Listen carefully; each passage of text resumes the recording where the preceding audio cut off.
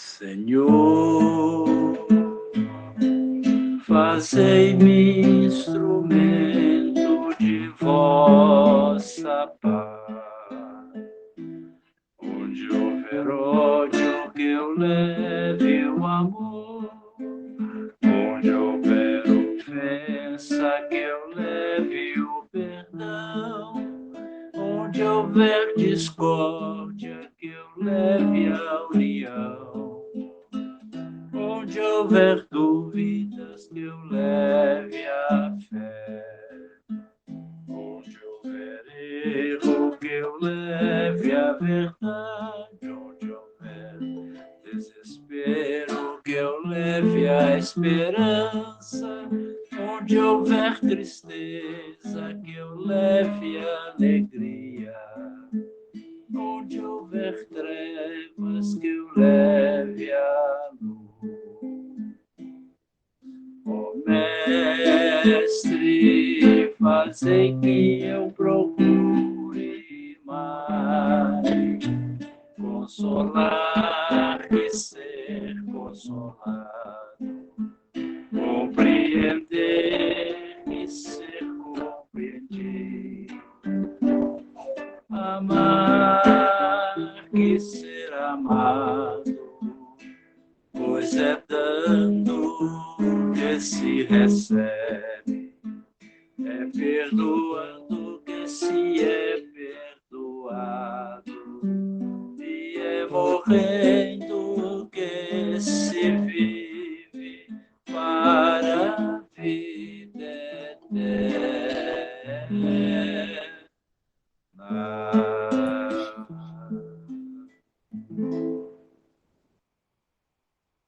Bom, meus irmãos, boa noite a todos. É com muita alegria aqui nos reunimos novamente. Em nome do Cristo Jesus, para mais uma noite de estudos. E hoje nós vamos ter a oportunidade de ouvir a nossa irmã Jaqueline, que irá nos falar sobre a Páscoa na visão espírita, para a gente poder refletir um pouquinho sobre essa data, tão lembrada no dia de ontem, né? Mas que muitas vezes a gente esquece o verdadeiro sentido, porque até então é o dia do ovo de chocolate, quando na verdade o significado dela é muito mais amplo do que isso. A gente precisa a todo instante buscar esse resgate desses valores que a nossa sociedade, infelizmente, acabou esquecendo com o passar do tempo. Então, vamos iniciar a nossa estudo da noite, rogando a Jesus, o divino e amado Mestre, que ampare, que proteja, que guie, que esclareça, que ilumine a palestrante, e também as nossas mentes e nossos corações, para que possamos, ó Jesus, beber da fonte, que é fonte de vida eterna, que representa para nós os seus sábios ensinamentos. Que nos ilumine Jesus, que nos conduza Jesus, que nos esclareça Jesus. E que tua paz seja conosco, Divino Mestre, por todo o sempre. Que assim seja. E assim seja. Jaqueline, minha cara, está com você até às 8h50 e te abre um pequeno momento para, se houver algumas dúvidas. Caso contrário, continuamos até às 21h. Que Jesus te ilumine e te guie. Estou precisando mesmo dessa luz. Tenho ficado muito no hospital com a minha mãe, estou um pouco cansada, tá, gente? Que ela está hospitalizada há um bom tempo. Então, vocês me desculpem se eu não estiver muito inspirada, mas eu acho que eu estou assim, porque falar, né, sobre as coisas importantes do Espírito sempre vão nos trazer muita luz interior e exterior também, né?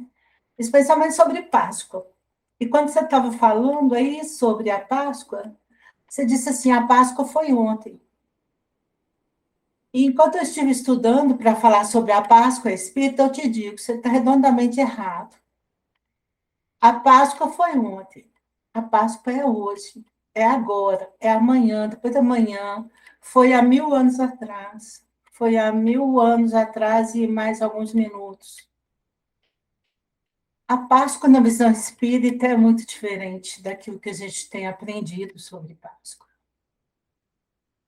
Ontem eu também dei ovinhos de Páscoa para os meus filhos, como eu me acostumei a dar desde que eu, né, tinha eles pequenininhos. Nunca deixei de dar um ovinho de Páscoa. Mas o ovinho de Páscoa também não está errado. O ovinho também, na visão até dos que nem eram cristãos, não eram espíritas, o ovinho é a representação de um início.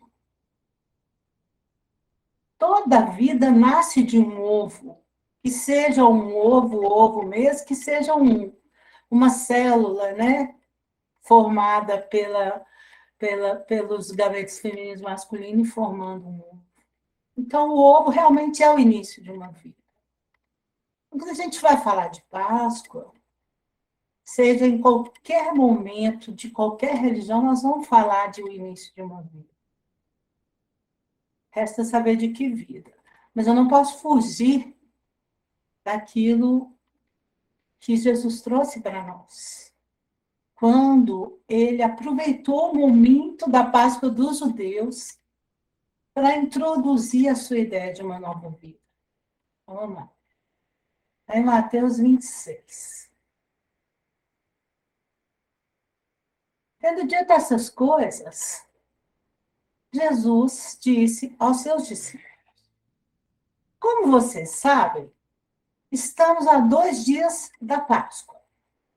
E o Filho do Homem será entregue para ser crucificado. Jesus colocou data, assim como o nosso introdutor também colocou uma data. Ontem foi a Páscoa. E Jesus falou, daqui 2 dias vai ser a Páscoa.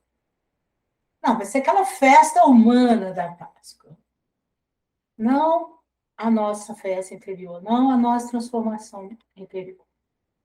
Naquela ocasião, os chefes dos sacerdotes e os líderes religiosos do povo se reuniram no palácio do sumo sacerdote, de nome Caifás, e juntos planejaram prender Jesus por traição e matá-lo.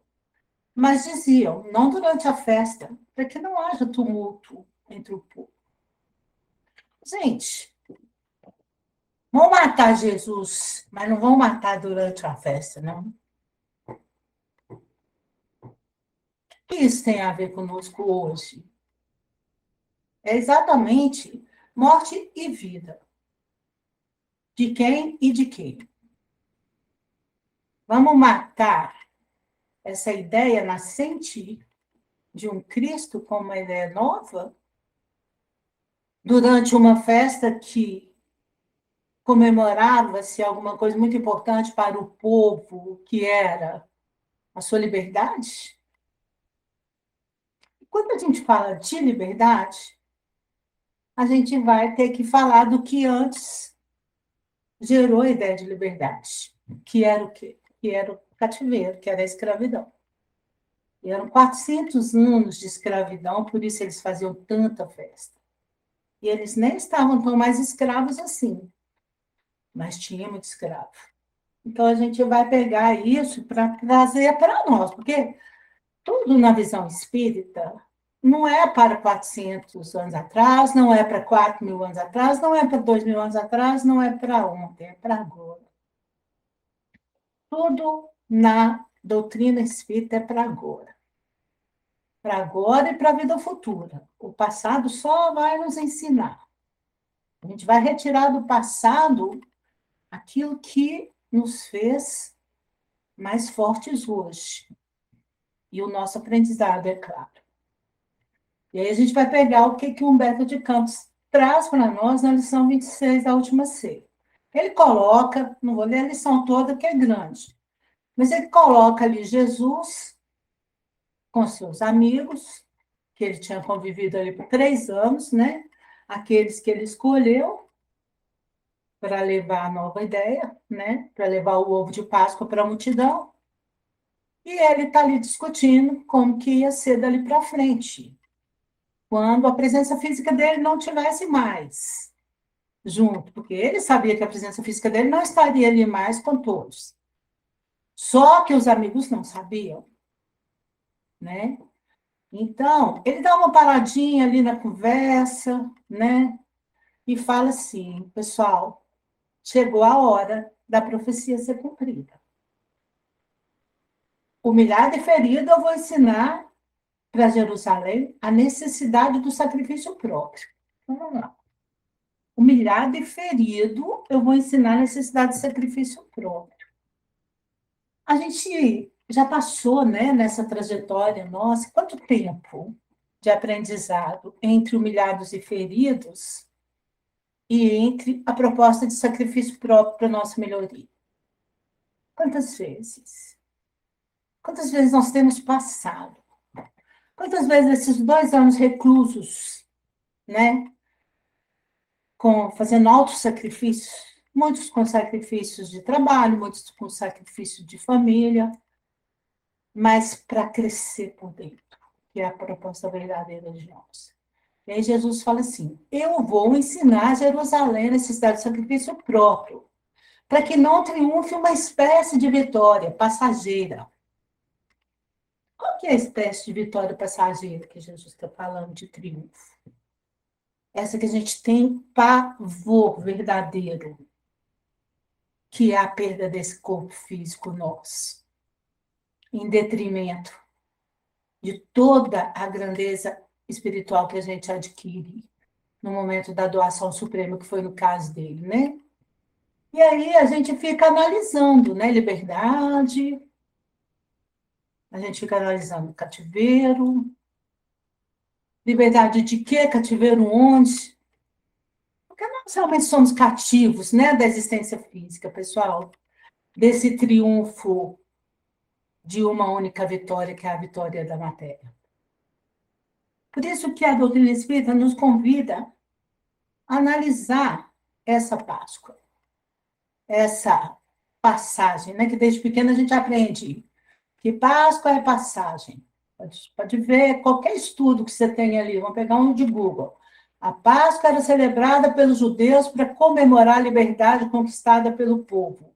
É a passagem da morte para a vida. Literalmente seria a passagem da morte para a vida. No nosso caso. Por quê? Porque a morte do corpo físico significa a passagem para a vida verdadeira, que é a vida do espírito. Aqui a gente teme, assim, né? Como se a gente não fosse PhD em desencarnar e encarnar, já que há milhões e milhões de anos a gente está nesse processo. Esquece, né? E aí, o que acontece com a gente? A gente fica num pavor enorme dessa Páscoa, que é esse nosso nascer e renascer todos os dias no nosso processo evolutivo. E aí eu falo que Páscoa é hoje e amanhã a cada minuto, por quê? Porque a Páscoa, se você analisar bem, ela é reforma íntima. A vida nova é sempre uma reforma íntima. Ah, tá. Hoje, a minha vida velha, né, é de ser um ser humano egoísta. A minha vida nova de amanhã vai ser de ser um ser humano egoísta, mas já com alguma possibilidade de me doar em algum aspecto para alguém. Porque a evolução não dá salto, a não ser de Jesus, que a gente sabe que foi linear. Não teve esse nosso processo, né, de espiral, sobe e desce. Jesus foi, né, não sei o tipo de mecanismo que ele usou, queria ter aprendido sobre isso, sobre usar mecanismo de evolução linear. Mas, já que a gente é assim, a gente precisa aprender com Jesus esses significados. E aí a gente volta lá no Humberto de Campos de novo. Porque quando Jesus fala assim com eles, gente, vai acontecer um monte de coisa ruim. Eu vou ser crucificado, eu vou ser entregue, eu vou ficar meio de ladrão. Aquela história que todo mundo conhece, que na televisão tem, né? E ele já sabia que esse processo de passagem e de demonstração de que morte física é zero dentro dos nossos conceitos evolutivos, ele fala assim, não vai perturbar com as minhas afirmativas, porque, em verdade, um de vocês vai me trair. Aí ele pôs um elemento novo no meio de tudo isso, para a gente complicar ainda mais o nó. por que uma traição? Por que uma traição dentro do nosso processo evolutivo? Será que essa traição seria para mostrar o quê para nós? Que a gente estava no caminho certo, aparentemente, e do nada alguém chega e fala assim, não, para aí, você está todo errado. E aí você vai e para de confiar em você mesmo, no seu processo evolutivo, e acha que a vida nova que você estava fazendo não vale a pena. Porque essas tentações, entre aspas, né, das traições, são traições nossas para conosco mesmos, elas fazem parte desse nosso processo libertador. E Jesus, quando ele aponta que haveria uma traição, ele saberia que essa traição não ia atrapalhar o processo. Ia ser mais um elemento a ser estudado. Tanto que, quando ele, no processo, né, de ressurreição, desce aos umbrais, né, que a gente conhece aí por algumas obras, vai nos subterrâneos, nos submundos, resgatar o espírito suicida de Judas, a gente sabe que o processo da traição foi muito regenerador para muitos espíritos que estavam em trevas. Então, tudo que acontece nesse processo de Páscoa, de uma vida para outra, de morte, de ressurreição, de conhecimento, de reencarnação, ele é um processo aparentemente complicado, mas que para o espírita deveria ser uma coisa assim, do nosso dia a dia de entendimento. Por isso é que os espíritas precisam compreender que a Páscoa é de toda hora, que a Páscoa é de todo momento. Porque se a gente pensar assim, vocês lembram aqueles filmes, Dez Mandamentos? Eu adorava, não sei vocês da minha época que gostavam. Quando Moisés pega um negócio assim e abre o mar, vocês lembram dessa cena assim? Aí vai água para um lado, água para o outro, e o povo passa assim numa segurança no meio daquele monte. Imagina se aquela água toda desaba, leva todo mundo, como levou os soldados, né, do faraó. Aí você fica imaginando como que o processo de libertação existe, que se abra um mar de traições e de impossibilidades que a gente não sabia que existia dentro de nós.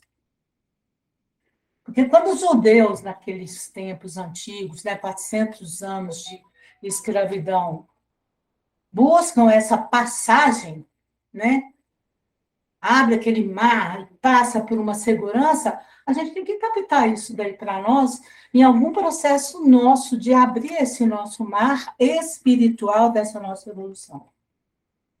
Então, nós vamos imaginar que nós estamos ali, perseguidos, prestes a achar o caminho da liberdade,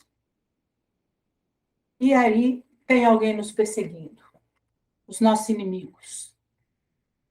E aí você vai virar para trás e pensar que você vai encontrar um monte de inimigo, mas não é inimigo.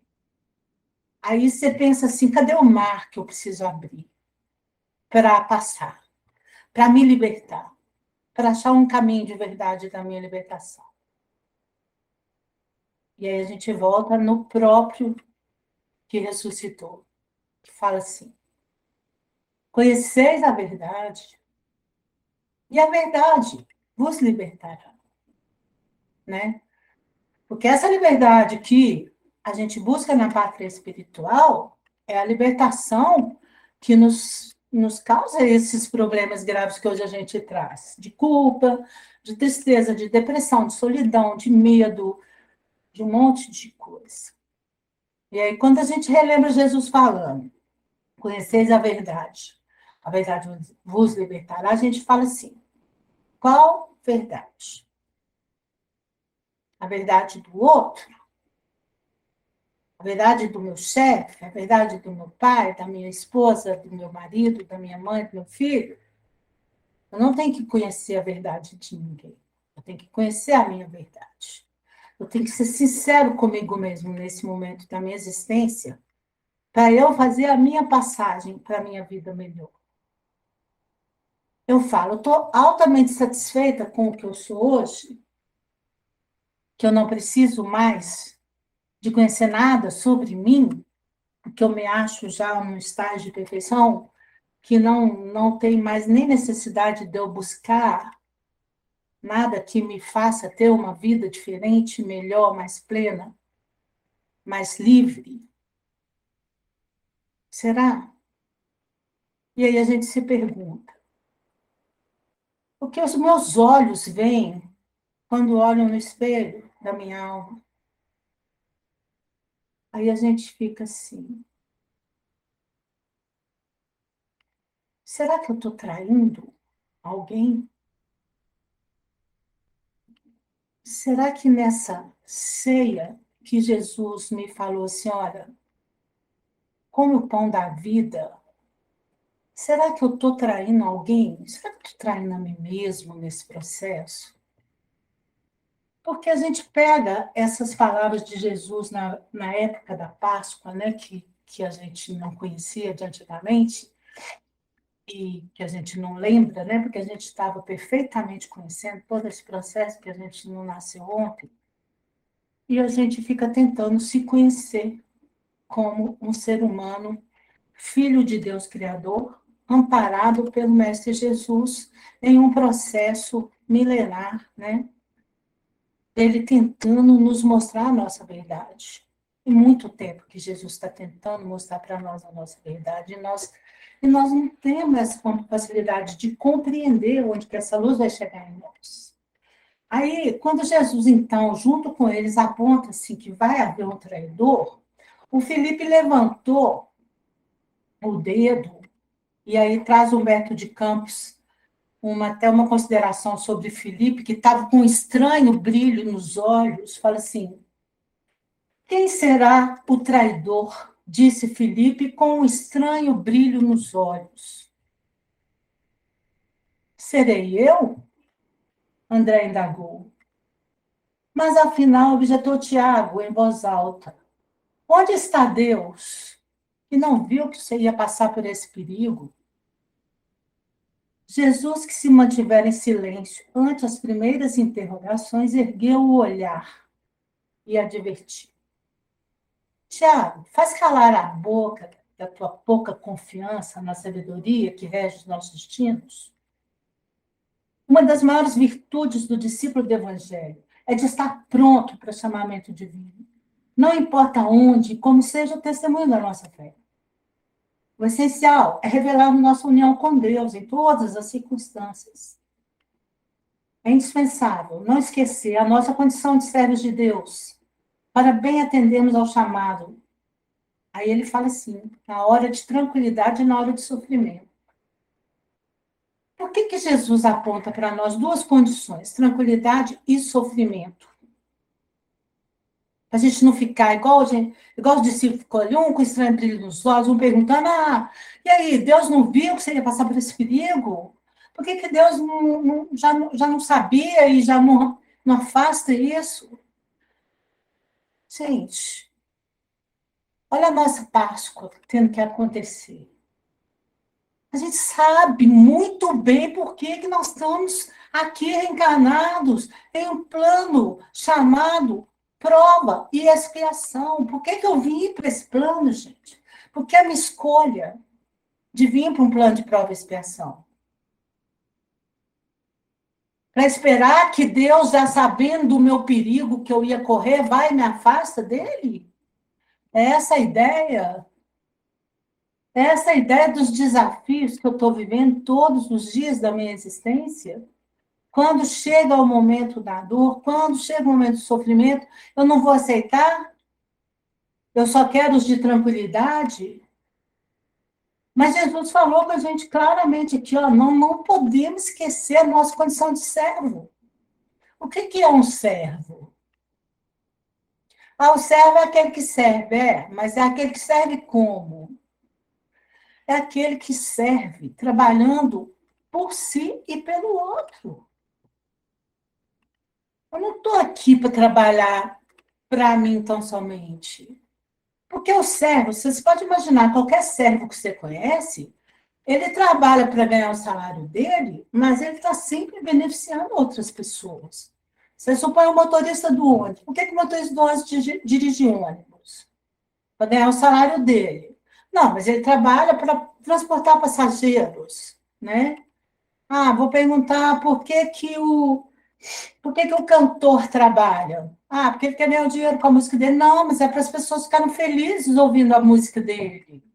Então, todos nós estamos num processo de servos de nós mesmos e do outro. Quando nós, espíritas, estamos na nossa proposta construtiva de fazer o planeta melhor, nós estamos sendo servos de nós mesmos, porque nós queremos viver num mundo melhor, e foi por isso que nós encarnamos, e somos servos do outro também, porque nós queremos melhorar a vida espiritual do nosso próximo. Quando a gente faz um atendimento fraterno, quando a gente dá uma palestra, quando a gente canta uma canção, né, para aliviar o coração das pessoas, quando a gente entrega uma cesta básica, quando a gente entrega um pãozinho, né? Quando a gente dá uma evangelização infantil, quando a gente faz um bazar, uma campanha do quilo, a gente está sendo servo, né, gente? E servo está aqui para aceitar o desafio da jornada, quando fica tranquilo e também quando a gente começa a tomar, né, as pancadas da vida, que são inerentes ao planeta de prova e expiação. Você já viu um lugar de prova sem prova, um lugar de expiação sem expiação? Né? Seria como você dizer assim, olha, eu vou no parque de diversão e lá não tem diversão. Né? Eu vou no cinema, mas lá não tem filme. Né? Eu vou na pizzaria, mas lá não tem pizza. É assim, prova e expiação. Eu vim para cá, opção minha, para ter prova e expiação, senão eu ia para uma redenção direto, né, se eu tivesse merecimento. Mas não é por aí. Então, quando Jesus fala para nós, gente, é por aí mesmo, ele fala assim, Senhor, compreendo a vossa exaltação, rogo ao Pai necessidade de fortaleza de ânimo. Mas, por que motivo será justamente um dos vossos discípulos o traidor da vossa causa? Já nos ensinaste que para se eliminarem do mundo os escândalos, outros escândalos não necessários. Contudo, não pude atinar com a razão de um possível traidor em nosso próprio colégio de edificação e amizade. Então, gente, quando a gente está falando desse nosso processo, de Jesus aqui no nosso meio, nós fazendo de tudo para dar certo, fazendo as nossas propostas de caridade, fazendo o nosso processo de reforma íntima, nossos estudos, nossas preces, as nossas vigilâncias, e mesmo assim sabendo que a danada da traição vai acontecer. Como é que vai ser isso para nós? Tanta coisa boa para acontecer. Então, gente, nós estamos começando a perceber que o processo da verdade vai ter um traidor e vai ser nós mesmos que vamos enterrar a nossa proposta de renovação, de Páscoa. Porque a gente tem esse péssimo hábito de nos trair, de nos vender, às vezes, por 30 dinheiros. Quais 30 dinheiros? Se passar aí uma oportunidade da gente não fazer o bem porque tem uma proposta de, sei lá, tá, hoje não vai dar para me fazer meu trabalho de caridade porque vai ter um jogo no Mineirão e eu já estava prontinho, aí eu vou para o jogo, ou vou ver o último capítulo da novela, ou vou ver isso aqui. Tem um monte de traiçõezinhas assim do nosso processo de renovação, e eu podia colocar maiores, mas eu estou colocando a coisa pequenininha mesmo, que tira meu foco do meu processo de renovação, e são pequenas traições que vão atrapalhar essa minha renovação, essa minha vida nova de cada minuto, como espírita, que nós estamos falando de Páscoa espírita, nós estamos falando de renovação espiritual. A física é muito fácil. A física, se eu quiser não ter mais cabelo preto e amanhã eu quiser um cabelo platinado, só em salão. fácil pra caramba. Agora, se eu quiser deixar de fazer algumas coisas que aparentemente eu acho super importantes na minha vida física para me dedicar a uma tarefa espiritual, não sei se eu ia conseguir, né? E aí fala assim: em verdade, cumpre-me afirmar que não será possível dizer-vos agora. Entretanto, mais tarde eu enviarei um Consolador prometido, que vos esclarecerá em meu nome, como agora falo, em nome do meu Pai. O Consolador prometido ficaria onde nesse nosso processo? O Espiritismo. Nos explicaria o quê? O que ele faria sobre o nosso sentido espiritual? O que que o Consolador prometido diria para mim neste momento que eu estou profundamente revoltado com o meu processo de dor e de tristeza que às vezes me assola? Ele diria: eu falei com vocês que eu nunca ia deixar você sozinho. Nunca na minha vida eu ia abandonar vocês. E mesmo assim eu acho que ele me abandonou. Mesmo assim eu acho que quando a solidão me bate, eu estou sozinho. E mesmo assim eu acho que quando um amigo me abandona ou me trai, eu estou sozinho. Então não é isso que é a Páscoa para mim. Para eu me renovar de verdade, eu tenho que ter a confiança verdadeira que o Espírito tem. E eu estou trabalhando em cima desse texto do Humberto de Campos, gente, porque é o que Jesus queria falar. Quando ele se reuniu com os amigos dele, lá, ele queria passar essa confiança de que ele não ia abandonar o pessoal, nem que passasse ali 2.000 anos, ele estaria ali o tempo todo. O problema é a gente confiar que ele está fazendo isso. Aí, quando ele resolve transformar isso em uma linguagem visual, ele começa a pegar o pão que está ali na mesa e começa a dar pedaço para um e para outro. E aí a gente pergunta: e se ele me desse esse pedaço agora, para falar comigo que ele estava comigo mesmo? Como que eu ia reagir a essa parcela do pão da vida que Jesus estaria me dando nesse momento? Como que eu ia reagir? Aí ele falou assim: olha, toma, esse é o meu corpo. Porque ele fez isso. E depois ele pegou uma garrafa de vinho e falou assim: toma, gente, esse é o meu vinho. Faz isso, sempre na minha memória. Porque essa é a Páscoa que ele estaria nos passando, a todo momento. Eu teria que fazer a utilização dos elementos físicos ali que ele estava distribuindo naquele momento para eu me transformar nessa minha existência. Então, quando ele me entregou o corpo dele na forma de pão, ele entregou a palavra dele para eu matar a minha fome espiritual ao longo dessa minha trajetória. Aí os discípulos que não estavam entendendo muito bem essa linguagem de comer o pão, tomar o vinho, eles falaram assim: mestre, o que é isso? Aí ele falou assim: amados, está muito próximo o nosso último instante de trabalho em conjunto. Eu quero reiterar-vos as minhas recomendações de amor, feitas desde o primeiro dia do apostolado. Eu quero reiterar as minhas recomendações de amor. Aí você imagina que Jesus está te falando isso agora. Presta bastante atenção. O que eu te falei?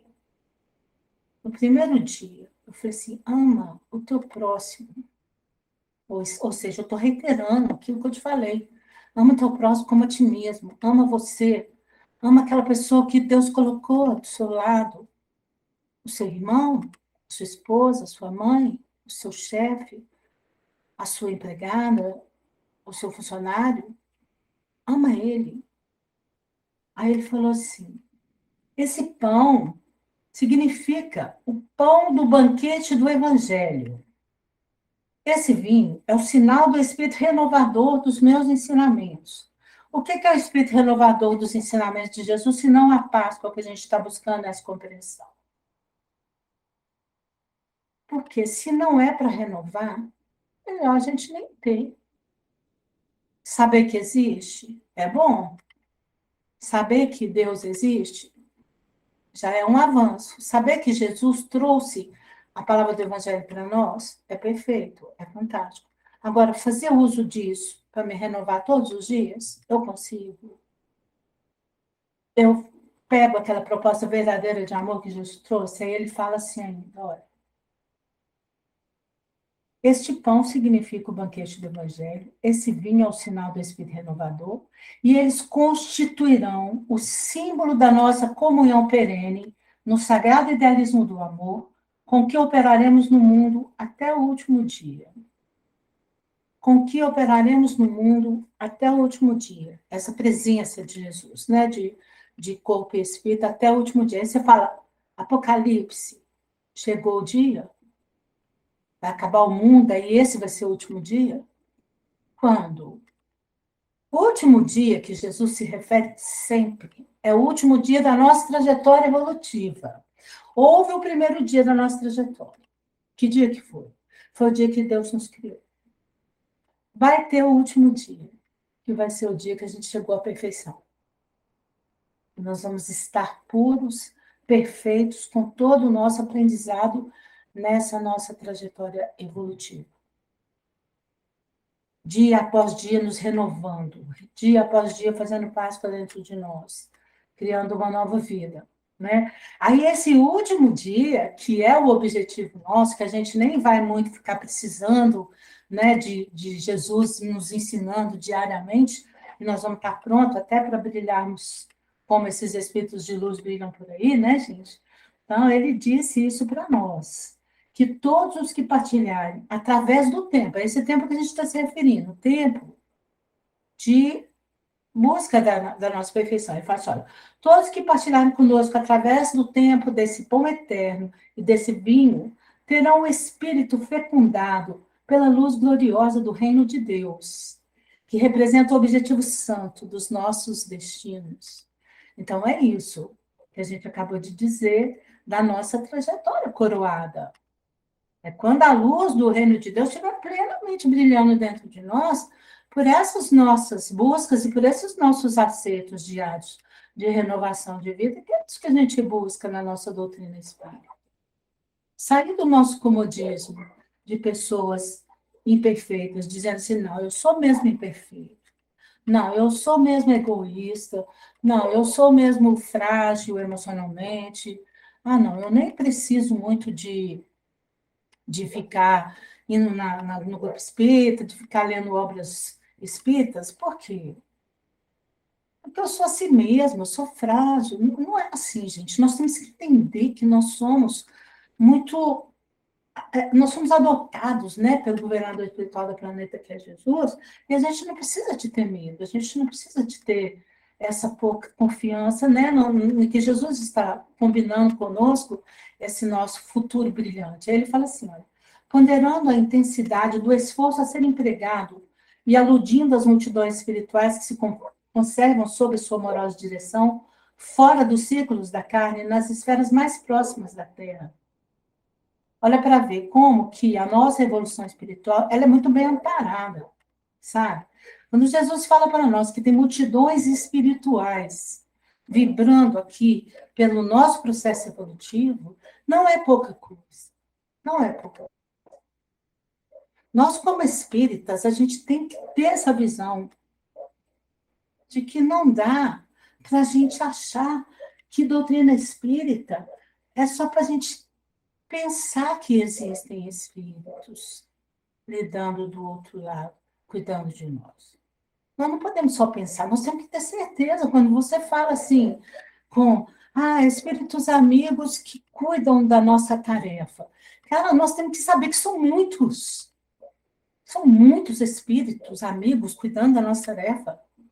Quando a gente fala mentores da nossa casa, nós temos que saber que são mentores milenares, que desde que a gente botou o pé dentro da casa espírita, eles falam assim, não, eu vou apostar nessa pessoa que está aqui na casa espírita. Essa pessoa aqui é uma pessoa comprometida com o trabalho. Essa pessoa aqui é uma pessoa que chova ou faça sol, a dor venha ou a alegria venha, ela está aqui comprometida. Por quê? Porque ela sabe que está sendo amparada. Ela sabe que a sua falta de confiança não vai traí-la nesse processo rejuvenescedor do seu espírito, regenerador do seu propósito. Aí Jesus fala assim, olha, imenso é o trabalho de redenção, mesmo porque tem outras ovelhas que não são desse aprisco. Mas o reino espera a todos com sua eternidade luminosa. Vou colocar dentro do aprisco dos espíritas e não espíritas, já que a gente está falando da Páscoa. Ele fala assim, imenso é o trabalho da redenção. O que é uma redenção? Transformação para um processo de luz. É você se redimindo de coisas que você não quer mais fazer. Não, isso não me serve mais. Ser egoísta não me serve mais. Ser uma pessoa pessimista não me serve mais. Ser uma pessoa que não é capaz de sorrir para o meu próximo, que não é capaz de dar bom dia para aquele que vive comigo. Boa noite, por favor. Muito obrigada. Como você está? Isso não é para mim. Eu tenho que ser diferente. Por isso que o trabalho da redenção, como Jesus traz, é grande. Eu tenho ovelhas de todos os tipos, né? Tem umas que não são do aprisco. As que são do aprisco são pais. O que é um aprisco? Um aprisco é um curral onde que guarda as ovelhas em segurança, nos tempos de Jesus. Hoje deve ser a mesma coisa, mas aí no nosso país, por exemplo, que não é muito propenso a ovelhas, seria como você estivesse guardando suas vacas, seus porquinhos, tudo seguro, tudo seguro. Tudo lá bem cuidado, alimentado, né? Com boas condições de higiene e tudo mais. Mas se aparecer um diferente ali, eu vou ser capaz de cuidar ou eu não vou aceitar? Jesus aceita todos. Ele fala assim, gente, o que não for desse aprisco tem chance. Isso por que a gente tem que refletir? É porque a gente julga. Nossa Senhora, veio alguém aqui para o grupo espírita, você acredita que aquela pessoa ali, ela já fez um assalto e já ficou presa? Porque a gente julga para caramba os erros que a gente considera que são graves no outro, né? Tanto que quando a gente fala em visita a presídio, por exemplo, me parece que ninguém gosta. Na minha casa espírita que eu trabalho, tipo assim, vamos fazer uma visita ao presídio, aparece 2, 3, e olha lá, porque a gente não quer ficar cara a cara com os erros graves do outro. Porque a gente acha que isso, não sei, não é para nós, se estarmos lá num ambiente difícil, e Jesus dizia que ele ia atrás da ovelha que estivesse perdida, deixaria as outras no aprisco, porque quando a gente está falando de aprisco, a gente está falando de quem erra profundamente, e de quem tem chance como nós. Porque nós somos muito privilegiados, né, gente? Vamos combinar? Como que os espíritos são privilegiados por conhecerem o verdadeiro sentido da vida, que é a vida do espírito, né? Nós somos. Aí Jesus fala assim, altamente, não. Aí os apóstolos, né, eles ficaram tocados e tal, eles falavam de Jesus, aí eles tentam compreender ainda o que Jesus ainda estaria falando daquele futuro que não dava para evitar, tá, gente? Nós temos que compreender que tem futuro que dá para evitar e tem futuro que não dá para evitar. E os apóstolos ficavam ali com Jesus. Não, vamos criar aqui uma estratégia para não acontecer isso que você está falando. Mas Jesus fica lá olhando para eles, como ele está olhando para nós. Como ele sempre esteve olhando para nós. E fica nos perguntando, o que você está maquinando aí, amigo? O que você está pensando a respeito dessa provação que você possivelmente vai passar agora? Desse desafio que vai entrar na sua vida agora? Ah, não, eu não quero ele, não. Aí a gente começa a orar, né? Põe o nome no caderno, fala assim, olha, eu vou passar por essa prova, assim, assado, quero que tira isso. Gente, nós sempre temos essa noção de que Deus, quando a gente faz uma prece, que ele tem que fazer exatamente a resposta que a gente quer.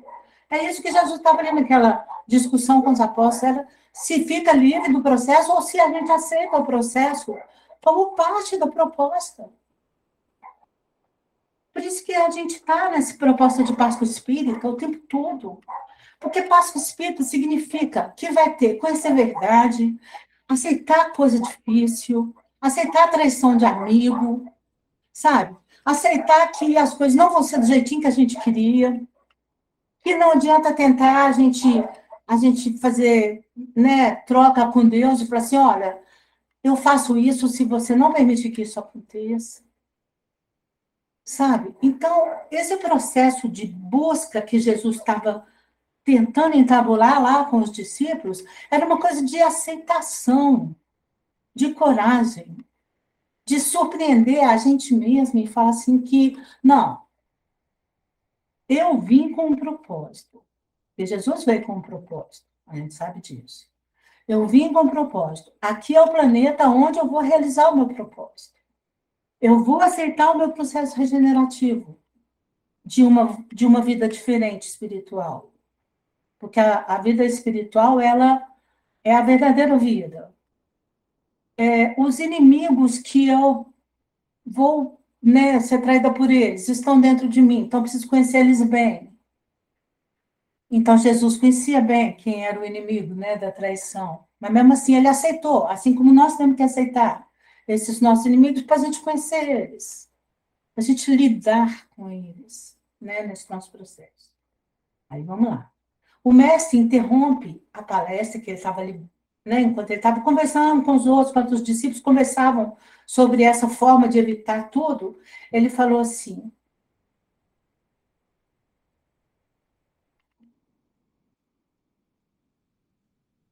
vós me chamais, mestre e senhor. Está falando para a gente, tá? Vós me chamais, mestre e senhor. E dizeis bem, porque eu sou. Se eu, senhor e mestre, vos lavo os pés, deveis igualmente lavar os pés uns dos outros no caminho da vida. Porque no reino do bem e da verdade, o maior será sempre aquele que se fez sinceramente o menor de todos. Troco para nós. Troco para nós. Quem aqui quer ser menor de todos, gente? Quem aqui topa ser menor do que todos? Como assim?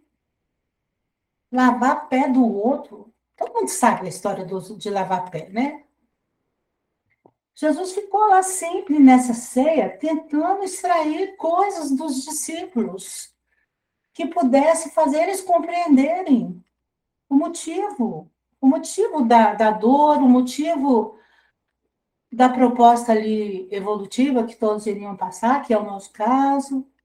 E ele ficava caçando. Então, ele caçou ali uma coisa muito interessante, que é a nossa falta de humildade. Porque não foi do nada que Jesus resolveu, não, agora eu vou lavar o pé. Está todo mundo com chulé, vamos lavar o pé. Não era isso. A maior lição de humildade é você pegar aquela coisa que dá a base, né, do seu irmão, ter a base dele de processo de terra e limpar aquela base. E dar um geral naquela base. E ver que você é o responsável também por descer e favorecer o seu irmão ter uma base sólida na terra. Lavar pé não quer dizer só lavar pé, não. O que são os seus pés? Imagina se você não tem pé. Você consegue se manter na base terrestre? Ninguém consegue. Você não consegue caminhar. Você não consegue aferir o seu processo de caminhada na terra. Então, é um processo muito complicado isso de manter a humildade, fortalecendo o outro no seu processo de caminhada evolutiva. Cuidar do outro, fazer com que o outro caminhe, gente. Mostrar para o outro que você está aqui por ele, não é para qualquer um. Por isso que Jesus estava sempre ali pegando coisa, pegando pão e dando para o apóstolo comer, pegando vinho e dando para o apóstolo beber, pegando água e lavando o pé do apóstolo. Aí você fica assim, para que estudo? Para que tanta simbologia? Por que eu tenho que guardar isso ao longo da minha evolução? Quando eu era católica, eu escutava essa história. Hoje eu escuto essa história. Porque não é história, porque é essência, porque é proposta de nada mais, nada menos do que o seu mestre, o seu governador espiritual do planeta, que te quer ver melhor, que te quer ver sustentado, que te quer ver um ser humano que evoluiu, que chegou no fim da trajetória, que começou pequenininho, que caminhou, caminhou, caminhou, que foi bicho, que foi pedra, que foi anjo, para chegar, né? Para chegar lá no final e olhar nos olhos de Jesus e falar assim: estou brilhando graças ao que você me ofereceu, graças ao pão que você me deu em determinado momento, graças ao vinho que você me deu, graças a você ter me lavado os pés nessa minha caminhada. E assim eu aprendi com você, tá? Aí, por isso que Jesus fala: você me chamou de mestre e de Senhor? Eu lavei os seus pés, agora você tem que lavar o pé do outro também. Por quê? Reconhecer que Jesus nos fez todo bem, gente, é sensacional. Mas fazer o que Jesus nos propôs é para poucos. Por isso que Páscoa é isso de renovar. Por isso que todo dia que a gente acorda é uma Páscoa. Amanhã, quando eu acordar, eu vou falar assim: oba, é Páscoa. O que eu vou fazer hoje nessa minha vida nova? É mais uma oportunidade de viver diferente. Será que eu vou fazer uma música nova hoje? Será que eu posso criar um acorde novo? Eu fico olhando aí o seu teclado atrás de você, Wagner, por isso que eu fico me inspirando. Porque cada acorde novo que você cria é uma Páscoa, é uma vida. Se eu sou um arquiteto e criei o telhado da cozinha do vizinho, eu criei uma nova vida. Imagina tudo que nós estamos criando aqui e tornando a nossa vida diferente, e tornando a vida do nosso próximo diferente, e aprendendo que tudo é transformação para a vida melhor. E não basta falar, que tem que assimilar aquilo que Jesus nos deu. Isso é o pão que ele deixou ali naquela ceia, falando: comei o meu pão, comei bebei meu vinho. Isso aí é para garantir que vocês vão ficar de bem com a vida aí por toda a eternidade, até vocês serem capazes de ser luz, que foi aquele ensinamento maravilhoso que Humberto de Campos trouxe aqui para nós. Entendeu? É conseguir ter aquele reino de Deus com a sua eternidade luminosa. Quando a gente fala eternidade luminosa, você pensa assim: não, isso é utopia pura. Vocês já pensaram? A gente ser capaz de alcançar uma eternidade luminosa não é utopia, não. Nós estamos no caminho. Nós estamos no caminho. A eternidade luminosa é um direito de toda criatura de Deus. Ser luz é uma necessidade de toda criatura de Deus, é um direito. Por quê? Porque Deus fez isso para nós. Ele, quando eu estava criando lá na Gênesis, a gente vê o primeiro capítulo da Gênesis, e Deus criou o homem. Ele criou a sua imagem e semelhança. Né? E aí ele fez o verbo, e o verbo estava com Deus. Quem era o verbo, gente? Se não era Jesus que estava lá acompanhando essa nossa trajetória ali, desde o nosso momento de pedacinho de célula de bicho que ia desenvolver no mar, para chegar à eternidade luminosa. Isso é sensacional para todos nós, né? Gente, desculpa, eu passei 1 minuto, são 20h51. Não, tudo bem. Nós demos uma olhadinha aqui no chat, não tem nenhuma pergunta. Se você quiser continuar até as 21. Certo. Então, eu quero voltar assim, por quê? Porque tem uma coisa que a gente acha muito interessante de declarar, que foi aquela senhorinha que chegou, né, com um frasco de perfume, nesse momento ali, e perfumou os pés de Jesus. Ela disse, estando Jesus em Betânia, né, na casa de Simão, leproso, aproximou-se dele uma mulher com um frasco de alabastro, contendo um perfume muito raro. Ela o derramou sobre a cabeça de Jesus, quando ele se encontrava reclinado à mesa. Os discípulos, ao verem isso, ficaram indignados e perguntaram: por que esse desperdício? Esse perfume poderia ser vendido por um alto preço e o dinheiro dado aos pobres. Percebendo isso, Jesus disse: por que vocês estão perturbando a mulher? Ela praticou uma ação comigo, boa. Pois os pobres vocês terão sempre consigo, mas a mim nem sempre vocês terão. Quando derramou esse perfume sobre o meu corpo, ela fez a fim de preparar o meu sepultamento. Eu lhes asseguro que onde quer que este evangelho for anunciado em todo o mundo, também o que ela fez será contado em sua memória. Gente, eu queria lembrar disso, porque quando Jesus fala assim, toda vez que o evangelho for ensinado, esse gesto dessa mulher vai ser relembrado. Quantas vezes nós lembramos desse gesto dessa mulher? De pôr perfume na cabeça de Jesus para o sepultamento. O que isso tem a ver conosco aí nesse nosso processo de Páscoa? Porque a gente só quer que Jesus nos dê. A gente só quer que ele nos perfume a cabeça, que ele cuide das nossas dores, dos nossos problemas, que ele morra na cruz por nós o tempo todo, para poder dar um jeito aqui nas nossas vidinhas, né, gente? Mas quantas vezes a gente pensou na gratidão de verdade pelo grande gesto do nosso mestre? Quantas vezes nós pensamos em parar tudo, como espírita, como católico, como tudo, e falar assim, gente, vamos agradecer a coisa mais linda que aconteceu na nossa trajetória evolutiva? Agradecer esse homem, o maior gesto que a gente puder, mesmo que a gente pegue o nosso frasquinho de perfume e perfume a cabeça dele, como aquela senhorinha fez.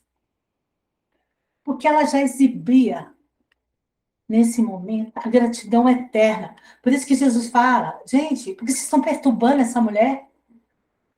Vocês não me terão sempre. Essa mulher, ela me preparou no sepultamento, mas na verdade ela preparou para a eternidade. Ela foi só gratidão por aquele que nos acompanharia o tempo todo, como aquele consolador, sabe aquele consolador que não esquece de nós de jeito nenhum? Que está ali todo dia, mesmo quando a gente não vê ele. Fala, meu filho, está doendo? Vem cá. Você está sobrecarregado? Eu vou te aliviar. Está doendo? Eu vou te consolar. Sabe? E quem de nós chega e fala assim, poxa, obrigada, Jesus, demais. Obrigada naquele dia que o meu filho nasceu, que eu estava apavorado de medo de nascer feio ou com problema. E você estava lá do meu lado. Obrigada aquele dia que eu fiz aquela cirurgia e eu tinha certeza que eu ia bater as botas. E não, você estava lá e me deu uma força. Obrigada por aquele dia que eu consegui aquele emprego. Sabe? Lá atrás, que eu me sustentei a minha existência toda com o salário daquele emprego que o senhor generosamente me intuiu para eu conseguir. Sabe? Esse perfuminho aqui que a gente precisa de aprender a passar ali na cabeça do mestre, como aquela senhorinha fez, ele é muito raro da gente fazer. Muito raro. A gente vê muito pouco as pessoas sendo gratas àquele grandioso gesto de Jesus. Que seja 2 dias da Páscoa, que seja na Páscoa de ontem. Essa renovação que ele fez dentro de nós, da gente achar que não tinha nada, sabe? Que não tinha Deus único, que não tinha possibilidades evolutivas, como é que a gente ia viver pela lei só, né? Você me bate, eu te bato, você me mata, eu te mato, você mata meu burro, eu mato seu burro, né? E não, e eu posso te amar mesmo que você me ofender, eu posso aprender a te perdoar, né? Eu posso aprender a dar o melhor de mim por você, mesmo que eu não te ame tanto assim, né, gente? Então, a gente tem que aprender o processo de gratidão ao Mestre. Acabou a Semana Santa, todo mundo costuma esquecer esse gesto de Jesus, de doação pela humanidade. Na sexta-feira da Paixão, ninguém come carne. Na sexta-feira da Paixão, fica todo mundo triste, com as aparências, né? às vezes até um pouco hipócritas de estar sofrendo. No sábado, todo mundo já recupera, todo mundo já come carne, todo mundo já come ovo, todo mundo já come doce, todo mundo já sai brigando. No domingo, todo mundo ressuscita, e na segunda-feira passou, eu nem lembro mais. Mas não é essa a nossa proposta. Porque Jesus disse: eu estarei convosco até o fim, até o último dia de evolução sua, eu vou estar junto. Jesus disse: eu vos enviarei um consolador, que é a Páscoa da doutrina, né, gente? Aquele que nos renova, porque a gente sabe que a gente está aqui para evoluir aqui dentro, não lá fora. E é isso. Eu acho que a gente tem que passar esse perfume em Jesus e lavar os pés uns dos outros. Vocês me desculpem se eu não consegui me expressar melhor, mas o que eu tenho para dizer é isso. Eu Nós é agradeço. que agradecemos. Não, você se expressou bem. Foi muito bem. Nos agradecemos a suas palavras tão esclarecedoras e encorajadoras, principalmente, né? Trouxeram para nós essa percepção do que vem a ser a Páscoa, esse renascimento tão necessário todos os dias da caminhada, né? Bom, pessoal, vamos aproximando ao final da reunião e nós vamos pedir ao nosso irmão Toninho ele fazer a prece de encerramento em nome de todos nós.